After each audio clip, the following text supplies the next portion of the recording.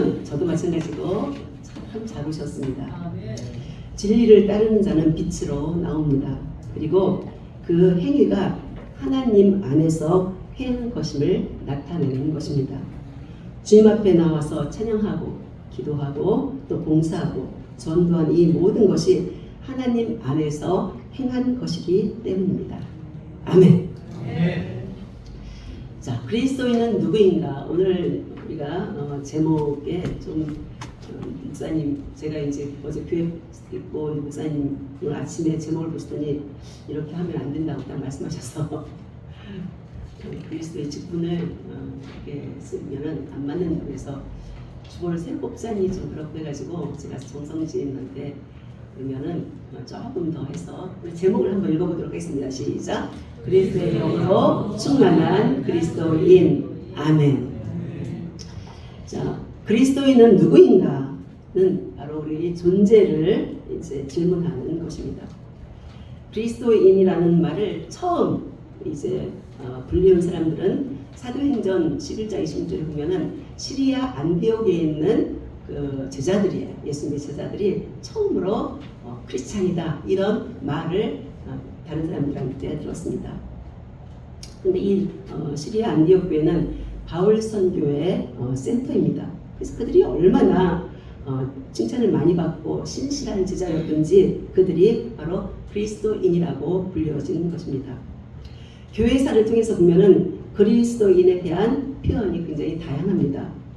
어떤 학자들이에요. 다 학자들, 뭐 목사님들이겠죠. 몇 개만 좀 소개를 하도록 합니다. 그리스도인은 의인인 동시에 죄인이며 거룩하면서 속되며 하나님의 원수이면서 그분의 자녀이다 하고 그리스도인을 정의를 했습니다. 또 어떤 분은 하나님을 두려워하는 경건한 사람들이다. 또 어떤 사람은 고결하고 하나님의 사랑을 받은 족속들이다. 이건 하나님을 안 믿는 사람들이 이제 족속이라고 표현한 거 보니까 외부에서 들은 말인 거죠. 또 어떤 분은 그들은 하나님을 사랑하고 경외하는 족속들이다. 근데 그리스도에 대한 정의를 나름대로 시대적으로 이렇게 표현을 한 것을 보게 됩니다. 그러면 성경에서는 그리스도인을 뭐라고 말씀하셨을까요? 그리스도인이 누구인지 가장 선명하게 나타난 말씀은 바로 로마서 8장 9절입니다. 만일 너희 속에 하나님의 영이 거하시면 너희가 육신에 있지 아니하고 영에 있나니 누구든지 그리스도의 영이 없으면 그리스도의 사람이 아니라.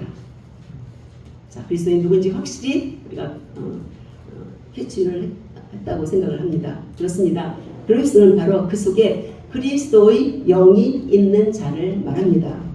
그래서 오늘은 로마서 8장 1절부터 11절까지 말씀을 통해서 내가 얼마나 존귀하고 얼마나 보배로운 자인지를 살펴보려고 합니다.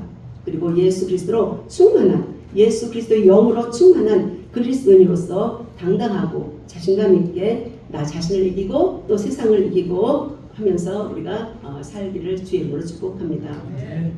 우리 1절, 2절인데요. 우리 같이 한번 성경 펴놓으신 분은 같이 한번 읽어봅니다. 시작. 그러므로 이제 그리스도 예수 안에 있는 자들은 결코 정죄함이 없나니 이는 그리스도 예수 안에 있는 생명의 성령의 법이 죄와 사망의 법에서 너를 해방하였습니다. 아멘. 이 말씀 대부분 다 외우실 거라고 생각합니다. 사도 바울이 누구입니까? 바리새인 중에서도 뛰어난 바리새인이고 자타가 공인하는 실력 있고 능력 있고 배경이 좋은 율법 교사입니다. 그러나 그 앞에 로마서 7장 24절에 보면은 오라 나는 공고한 사람이로다 하면서 탄식했던 율법의 교사였습니다. 율법을 지키려고 노력하면 할수록 그런데 죄를 더 지키게 되는 자신을 발견하고 자신의 처참하고 공고함을 토로하는 고백을 한 것입니다.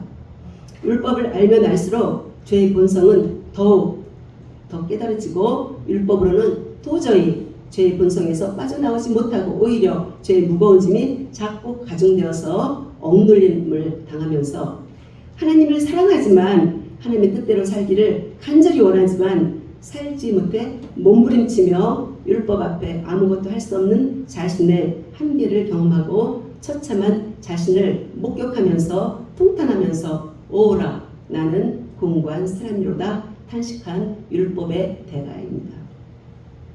그런데 오늘 본문인 우리가 좀 전에 읽었던 로마서 8장 1절 2절에 보면은 완전히 분위기가 대반전을 우리가 보게 됩니다. 율법과 예수님과의 관계를 알게 된 이후에 너무나 흥분한 나머지 이 선언을 한 것입니다. 부활하신 예수를 만난 바울은 그 예수 안에서 비로소 참된 해방감을 경험하고 자유함을 경험한 것입니다. 예수를 만나고 보니까 그분이 십자가에서의 대속의 죽음을 경험하고 부활을 믿음으로 예수 안에서 성령을 통해 모든 죄의 짐이 다 사라짐을 직접 경험하고 비로소 해방감을 맛보며 외친 소리입니다. 그러므로 이제 그리스도 예수 안에 있는 자에게는 결코 정죄함이 없나니 이는 그리스도 예수 안에 있는 생명의 성령의 법이 죄와 사망의 법에서 너를 해방하였습니다. 이 말씀은 활력이 있어서 살아 움직이는 말씀이기 때문에 지금도 그리스도인들을 살리는 실제하는 말씀입니다. 여러분에게 이 축복이 임하시길 축복합니다. 아니 이미 임했습니다. 그래서 믿음으로 받아들이고 예수 안으로 깊이 들어가서 참 자유함을 경험하시고 누리시기를 바랍니다. 진리이신 예수님을 만나면 죄 중에서 해방되는 것입니다. 진리를 알지니 진리가 너희를 자유롭게 하리라. 진리이신 예수님을 만나면 자유함의 비밀을 알게 됩니다. 예수 이외의 어떤 곳에도 굴복하지 않게 됩니다. 예수 안에 거하면 진정 자유를 누리게 되기 때문입니다. 이것은 예수님의 약속의 말씀이고 예수 안에 있는 자들이 경험하면서 누리면서 사는 그런 말씀입니다.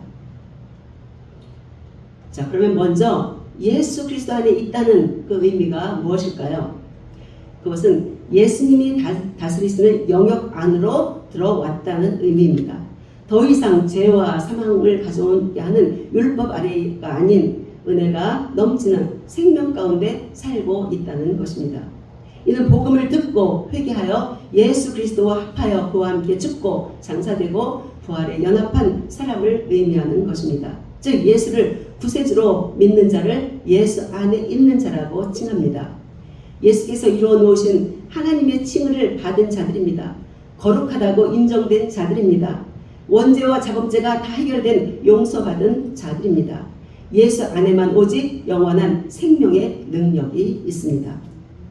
그러면 정죄는 무엇일까요? 누가 정죄를 받는 것일까요?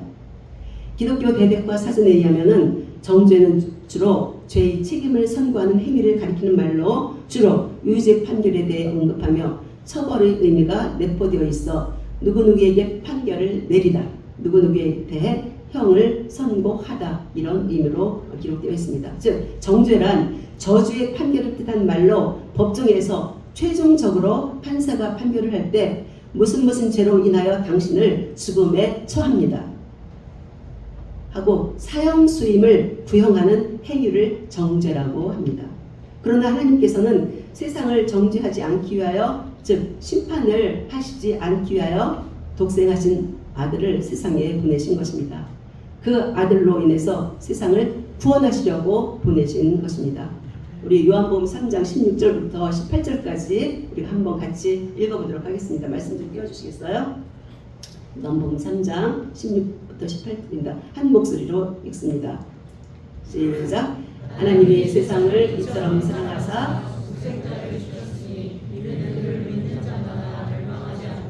영생을 얻게 하려 하심이라. 하나님이 그 아들을 세상에 보내신 것은 세상을 심판하려 하심이 아니요 그로 말미암아 세상이 구원을 받게 하려 하심이라. 그를 믿는 자는 심판을 받지 아니하는 것이요 믿지 아니하는 자는 하나님의 독생자의 이름을 믿지 아니하므로 벌써 심판을 받은 것이니라. 아멘. 여기서 심판은 정죄하고 거의 같은 의미고 그래서 그 원어적으로 보면 그 어근이 같습니다. 그러면 누가 이 정죄를 받습니까? 당연히 예수 밖에 있는 사람들입니다. 하나님의 울타리를 거부한 자들입니다. 요한복음 3장 19절에 정죄는 이것이니 곧 빛이 세상에 왔을 때 사람들이 자기 행위가 악함으로 빛보다 어둠을 더 사랑한 것이니라. 여기서 빛은 우리가 잘 아시는 것처럼 바로 예수님을 지칭합니다. 빛보다 어둠을 더 사랑한 것, 즉 예수를 받아들이지 않은 것, 예수를 사랑하지 않는 것, 예수를 믿지 않은 것, 이것이 바로 정죄의 내용입니다. 누구누구 너는 빛보다 어둠을 더 사랑했기 때문에 사형을 언도한다. 누구누구야 너는 예수 이름을 거부했기 때문에 사형을 언도한다. 이것이 정죄인 것입니다. 다른 모든 죄는 다 용서가 됩니다. 그러나 모든 죄를 다 용서하시는 그 예수님께서는 그 예수의 피를 거부했기 때문에, 예수의 이름을 거부했기 때문에 덮어줄 수가 없기 때문에 정죄를 하는 것입니다. 그대로 정당하게 그 책에 기록된 대로 자기가 행한 모든 일로 정죄를 당할 수밖에 없는 것입니다. 우리가 요한계시록 20장 11절부터 12절까지 우리 읽어보실 텐데, 이거는 우리가 소위 우리가 잘 알고 있는 백보자 심판입니다. 한번 같이 읽어봅니다. 합독하십니다. 시작. 요한계시록 20장 11절 12절. 네, 같이 보십니다. 시작. 또 내가 크고 흰 보좌와 그 위에 앉으신 이를 보니 땅과 하늘이 그 앞에서 피하여 간데 없더라. 또 내가 보니 죽은 자들이 큰 자나 작은 자나 그 보좌 앞에 있는데 책들이 펴있고 또 다른 책이 펴졌으니 곧 생명책이라. 죽은 자들이 자기 행위를 따라 책들에 기록된 대로 심판을 받으리니. 여기에서 우리가 12절에 보면은요, 또 다른 책이 펴졌으니 그 생명책이라. 이거는 좀 우리가 괄호를 해놓고 보시면은 본문을 이해하는데 훨씬 더 빠릅니다. 그래서 여기 우리가 이야기하는 흰 보좌 심판, 옛날에는 백보자라고 표현했는데, 이 백보자 심판을 이제 진행을 하는데, 누가? 생명책에 기록된 이름 외의 사람들, 이 사람들은 다 백보자의 심판을 받고 음부인 불못에 들어가는 것입니다. 그래서 우리 예수 안에 있는 자들은 절대로 심판대 앞에, 백보자 심판 앞에 서는 것이 아닙니다. 아멘. 우리는 하나님 앞에 행한 이 모든 상급을 받기 위해서 하나님 앞에 서는 것이, 심판을 받기 위해서, 정죄를 받기 위해서 서는 것이 절대로 아닌 것을 우리가 꼭 기억해야 됩니다. 아멘이죠? 아멘. 얼마나 하나님의 이 놀라움이 정말 그 예수 이름 안에 있는지 알 수가 없습니다. 그리스도 예수 안에 있는 자들은 예수님의 모든 죄와 허물을 대신 갚아주셨기 때문에 우리의 이름이 생명책에 기록되어 있습니다. 그래서 생명책에 기록된 자들은 심판을 받지 않습니다. 2절입니다. 이는 그리스도 예수 안에 있는 생명의 성령의 법이 죄와 상의 법에서 너를 해방하였습니다. 자, 죄를 범하는 자마다 죄의 종입니다. 종은 영원히 집에 거하지 못하되 아들은 영원히 거하나니, 그러므로 아들이 너희를 자유케 하면 너희가 참으로 자유하리라.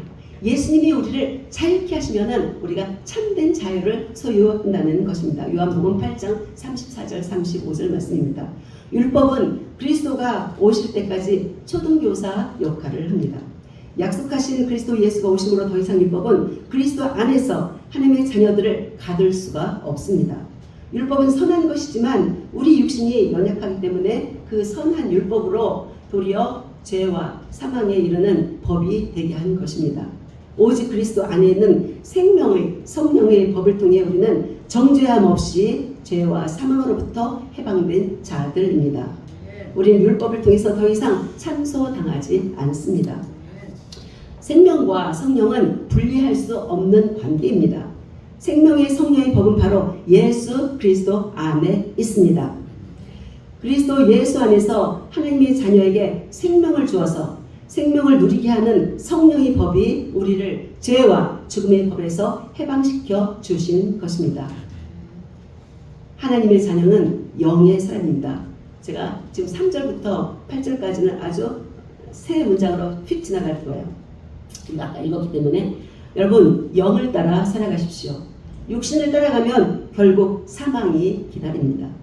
영을 따라 행하십시오. 거기에는 생명과 평안이 있습니다. 자, 9절로 넘어갑니다.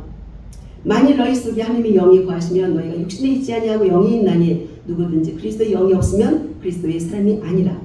자, 성령님은 우리 속에 하나님의 영, 곧 그리스도의 영으로 거하심으로 우리가 그리스도인임을 증거하십니다. 거한다는 것은 함께 사는 것을 의미합니다. 성령 하나님이 우리 속에서 사시는 것입니다. 살아가면서 아무 부족이 없이 윤택하고 건강하게 도덕적으로 뛰어난 삶을 산다 해도 이것은 육신의 삶이고 어둠의 삶입니다. 죄와 사망의 법에 갇혀 자신이 어둠임을 알지 못하고 참 빛을 받아들이지 못해 하나님과의 관계를 회복하지 못해 결국 정죄를 받게 되는 것입니다. 그러나 하나님의 영이 우리 속에 거하시면 우리는 육신에 있지 않냐고 영에 있는 존재가 됩니다. 예수님을 개인적으로 구세주로 영접할 때 비로소 그리스도의 영이 그 사람 속에 거하며 그를 그리스도인이 되게 하시는 것입니다.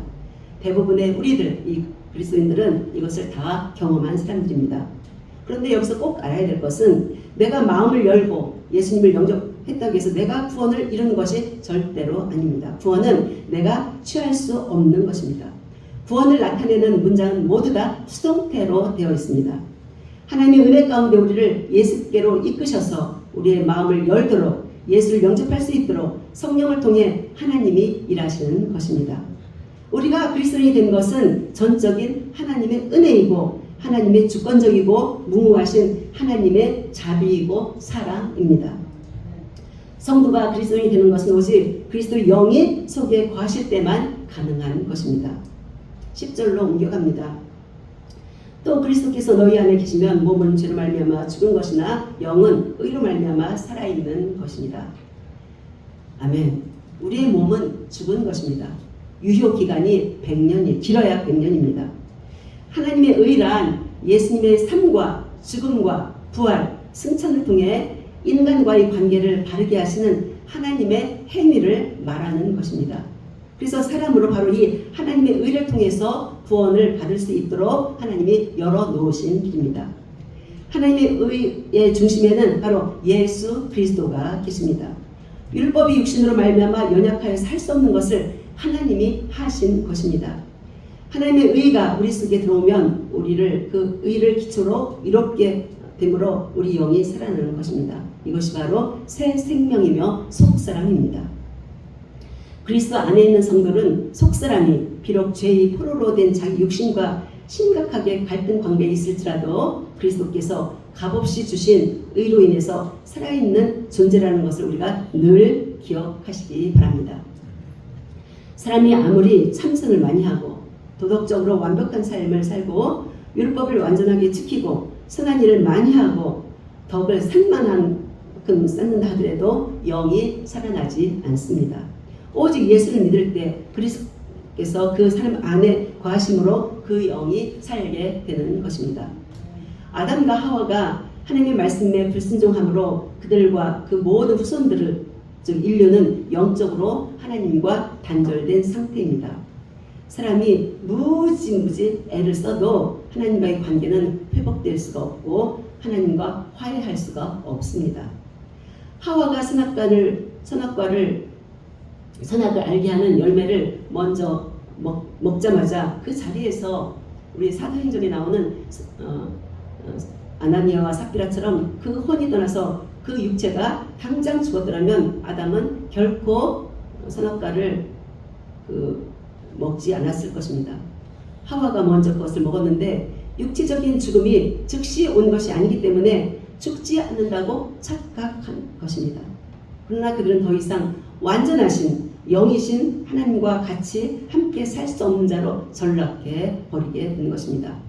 영생할 수 없는 인생으로 전락해 버리는 것입니다. 그들이 하나님의 말씀에 불순종하자마자 찾아온 것은 두려움, 수치, 원망, 핑계, 불평 이런 것들입니다. 그들의 자녀 중에 살인자가 나오고 또 우상을 섬기고 또 자기 만족함 가운데 사는 인생이 되어버린 것입니다. 하나님을 반역해도 전혀 찔림이 없고 얼굴이 뻔뻔해지고 마음이 완악해져 버리는 것입니다. 하나님의 형상으로 고귀하게 지음받은 사람이 육신의 사람으로 전락하고 만 것입니다. 육신은 서서히 시간이 지남에 따라 죽고 하나님의 영이 영원히 사람과 함께 할 수 없게 되어 버렸습니다. 하나님의 영이 영원히 사람과 함께 하지 아니하리니 이는 그들이 육신이 됩니다. 창세기 6장 3절 말씀입니다. 그러나 그리스도께서 우리 속에 계시면 육신의 사람이 영의 사람이 되는 것입니다. 예수님은 우리 안에 그리스도의 영으로 함께 거하시면서 우리 영을 살려주셨습니다.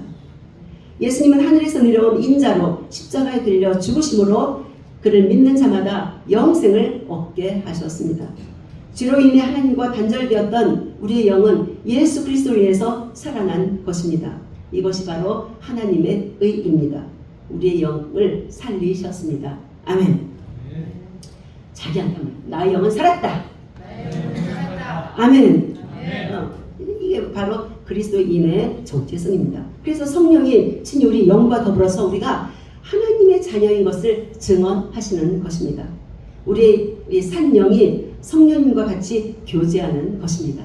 아멘. 마지막으로 11절을 보도록 하겠습니다. 예수를 죽은 자 가운데서 살리신 이 영이 너희 안에 거하시면 그리스도 예수를 죽은 자 가운데서 살리신 이가 너희 안에 거하시는 그 영으로 말미암아 너희 죽을 몸도 살리시리라. 아멘.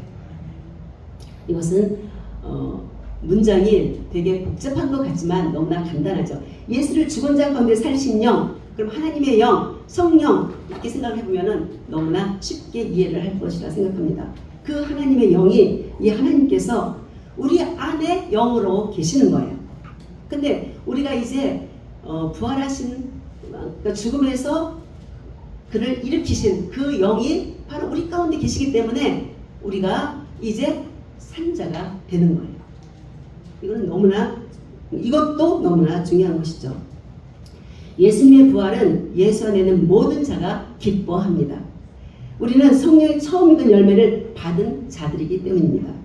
예수 안에는 모든 자들이 그 부활에 참여할 것을 믿기 때문입니다.